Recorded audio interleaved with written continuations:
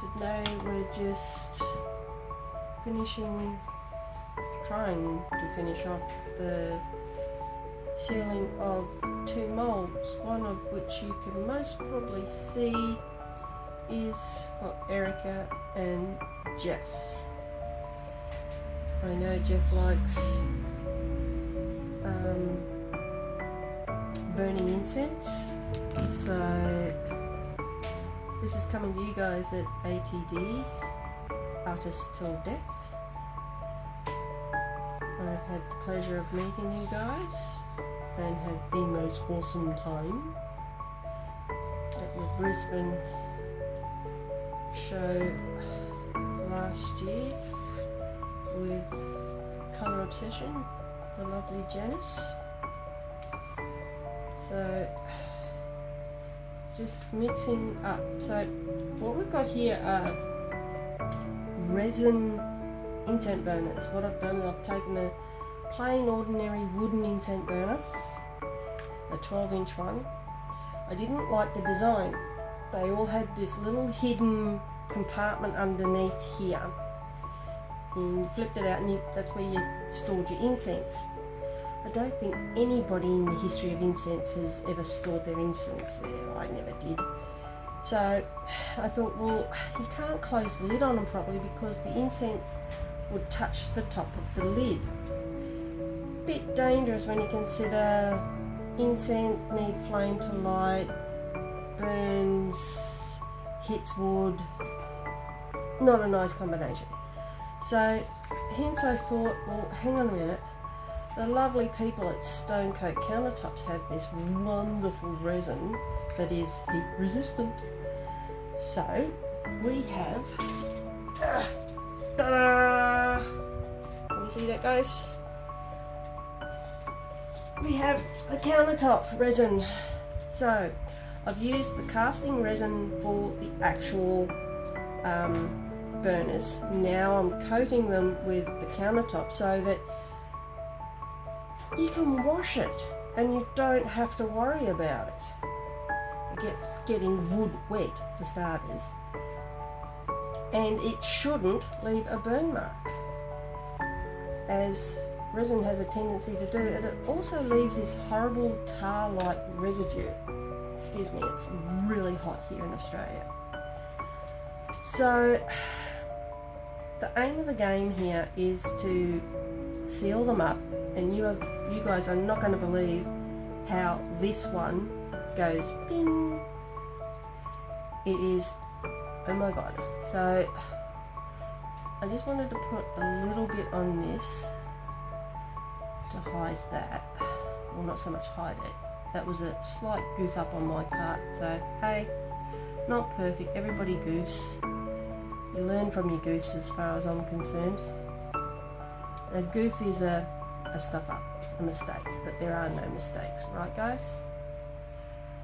Only happy accidents. So, and now you wouldn't know that that was an accident because I just sealed it all up. Cool, there we go. Accident sealed. Now, this little one had a little bit of an accident on it too, so we'll just run over that. I'll put my cloth over there. I'll put a little bit more under here. And get the magic finger here. And we'll just rub that over. And there, now that happy little accident's gone too. Cover a bit there. Okay. So those little accidents are now covered. So now we want to pour in here, and then you just use a stick to cut the side. Then once this is all nice and dry, I will come along with my drill, put the holes in it, then I'll put the little hinges that I have for them, and hope you guys can see that. If not, I'll do a photo. and I'll put it on the ATD pool keeper for you. So this is just, I hope that light's not in the way either. My daughter set my camera up because I was already, it was an afterthought. Sorry guys. I thought, oh bugger, keep on forgetting to get the camera, or in this case the phone, because it's all I've got.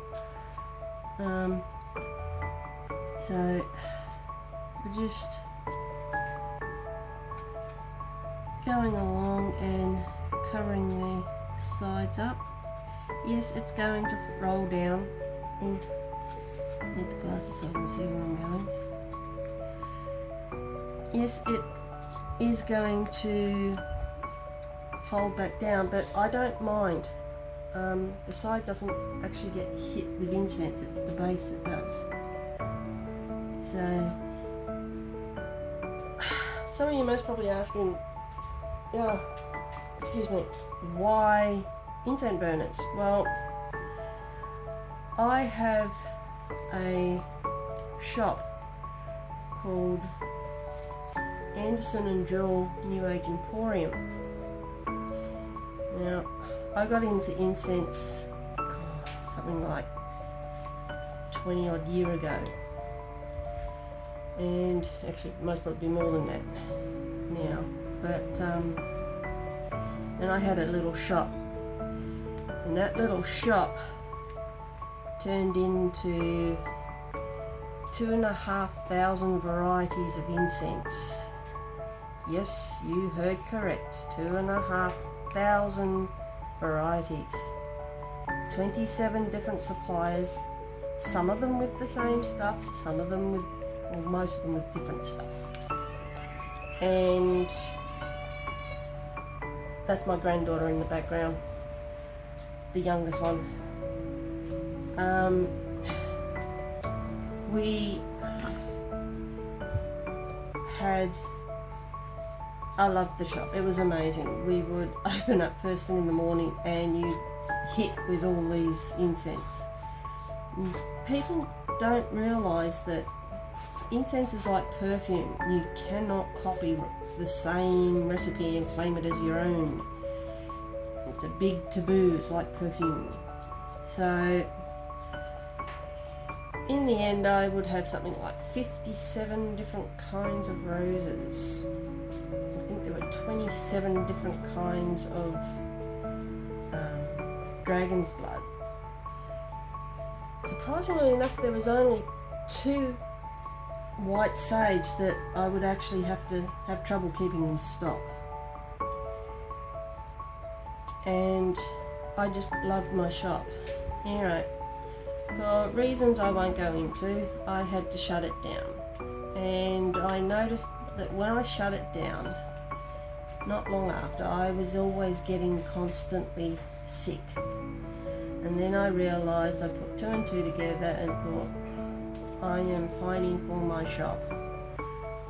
So there's no way known I could afford to go back into the centre that I went to. So I did the next best thing. I went back where I started from, the markets. And this is where I find myself now with my artwork, with the market, and it's attached to Anderson and Jewel New Age Emporium. So at the moment it's just a wall. I'm can see it kind of sort of taking over, but this is where I got the idea for incense burners, because I was sick and tired of only being able to get wood, never to be able to have a different colour. And I thought, my God, how boring are we? This is yuck. So I took the same design. I changed it by taking the floor out. I ripped the ends off, took the floor out, filled it in with putty filler, of all things, stuck it back together, made a mould out of silicone. I used Barnes Transil, brilliant stuff. So is their Pinky Sil, by the way. Then I decided, okay, let's make them all. Jeff, you may remember me showing you a prototype at the Brisbane class in, I can't remember what the name of the suburb was, but with Janice anyway.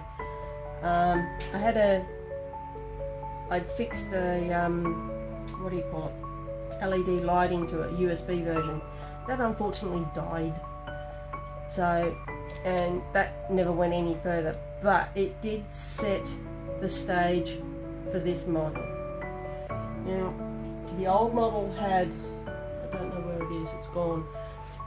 It was the hexagon roof, and when you lifted it up you still had the two walls on the side. That became a major pain in the bum, excuse the terminology, so I got rid of it. So this is the new one and improved. I actually have already done a commission on one of these pieces. The lady wanted 5 colours in, but I'm trying to remember. I think there was blue, teal, green, I think there was a bit of yellow, or was there purple, something like that. But yeah, that came out amazing, absolutely amazing. So running out of go-go juice, guys. Hang on.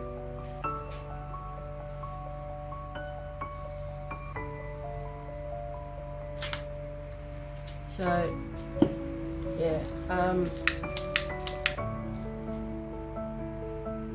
it came out absolutely amazeballs. I did put it on my Facebook, so it will be there somewhere. Don't ask me where, but it will be there somewhere.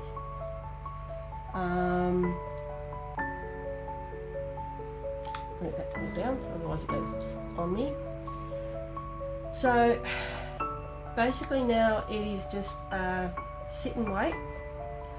I'm not going to show you how this one finishes up because that'll ruin the surprise to you guys over in Dallas. But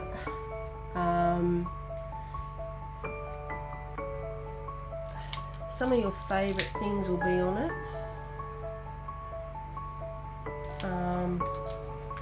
It's just now a matter of letting this now dry, letting it set, then from here it goes over to the other side of the room and we get the drill. We drill the holes not only in the roof but in the sides, because when you shut the lid, to which you can do with these ones, because I put the hole right down near the base and I angle it up a bit, so then the incense doesn't droop down, which most of them do with the wooden ones, so you had to get a piece of blue tack underneath to prop it up. But by doing that you couldn't close the lid, you had to leave it open. And when you got little kids around, it's a little bit or cats for that fact. So, or in your case, Jeff, Pomeranians. So this way you can close the lid, because I dropped the hole down, angled it up, so then the incense will come up through the middle, but you can still close the lid. So you can't just put holes in the lid, you have to put holes through the side so the air can go in through the sides and the smoke can come up through the roof. That's how it works. So anyway, I've got a little bit leftover resin here. Let's have a little play with some, where are they? With some skulls, shall we? Yes, Jeff, these are the same skulls that you had, or have, I should say, but I only fill up one half. I have to plug the hole up on this side, on this one. I think I'm going to have to use UV resin, maybe, don't know yet. Oh, I know, I can use clay to clog that up. That should do the trick. Then you do one half and then you just glue them together. Then that way you're not going to have that problem of it leaking everywhere, which is what happened with my first attempt. There is always first attempts, and sometimes second, thirds, and fourth. But we won't go there. Everybody does it. Happens to the best of us. Not that I'm anywhere near the best, but anyway. So I thought I'd do some Colour Obsession Purple Orchid. I love this colour. That's this one here. That's actually got a little bit of pearl mixed into it, but unfortunately pearl went all the way to the bottom, so not happy gem. But anyway, life gives you lemons, you make lemonade. So I love this colour. It is so pretty. Right, have a look at this, guys. Look at it. It is so pretty. And I love how you get those little strandy coloured bits when you don't mix it in properly. I actually like that. So next one I'm going to use is your fave,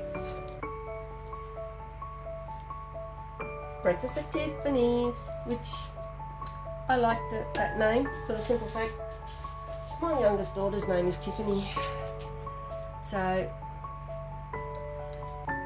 she can be a little bit of a drama queen, but shh, don't tell her that.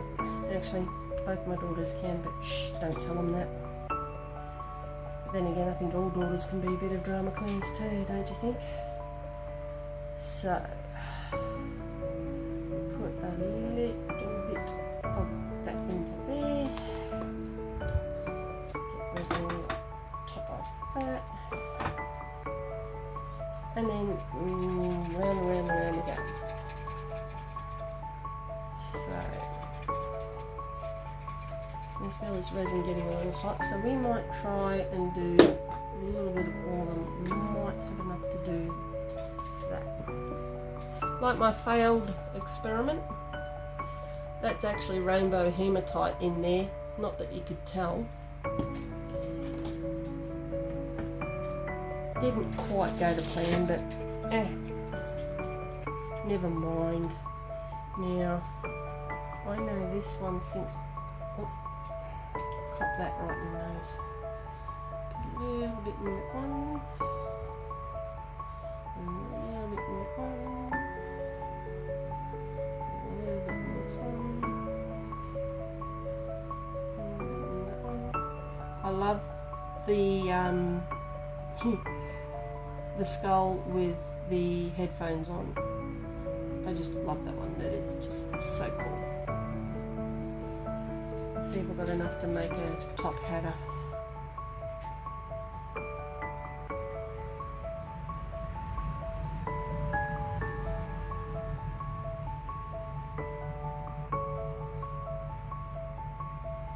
Maybe not enough to do a top hatter.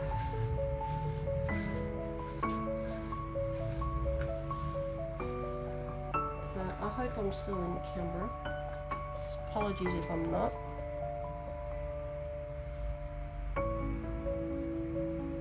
If I'm not, I'm just filling up the skulls.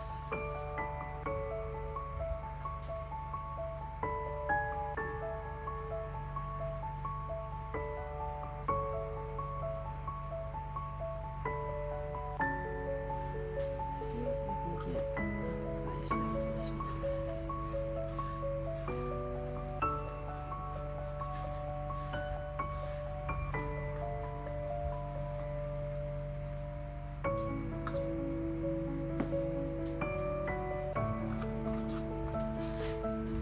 This is called scraping the barrel, folks.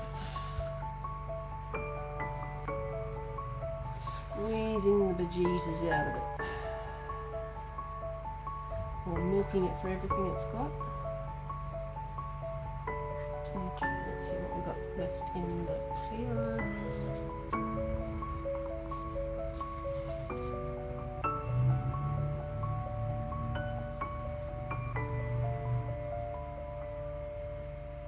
Might be able to get a nice space out of that.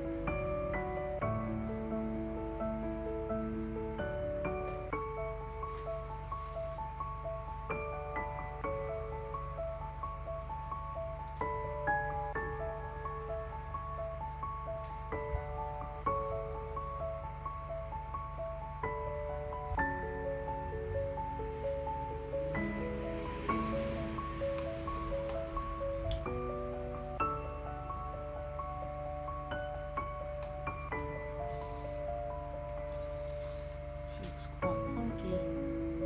Okay, so that, folks, as they say, is that.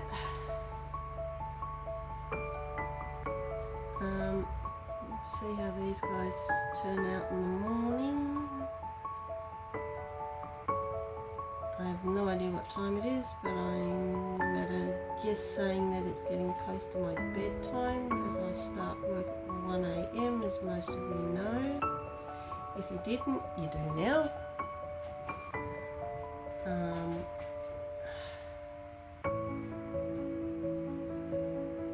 just going to mix these up the best we can. Make a mess. I guess that's the best part about resin, making a mess. Alright, so there you go, folks, all said and done, like last night's dinner. Now we just check to see we've got all the bubbles out, couple there.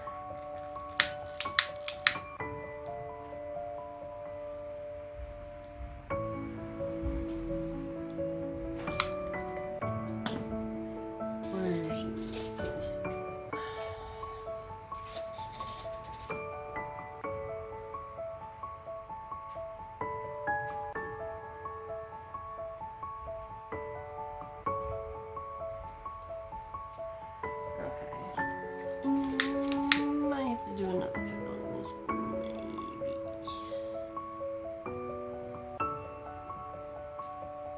As I can see it.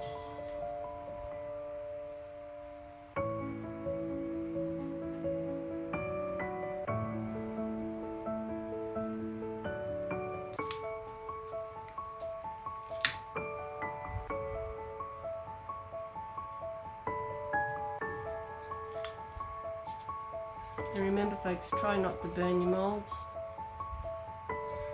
Does not go down well. I think I'm actually getting some cell work in here. That's so cool. Anyway, folks, time to say see you later. Have a good one. Be kind to everybody. You do not know what they're going through. And sometimes people don't like to tell you what's wrong. So if they start to talk, folks, just let them talk. Don't put your 2 bobs worth in, just listen.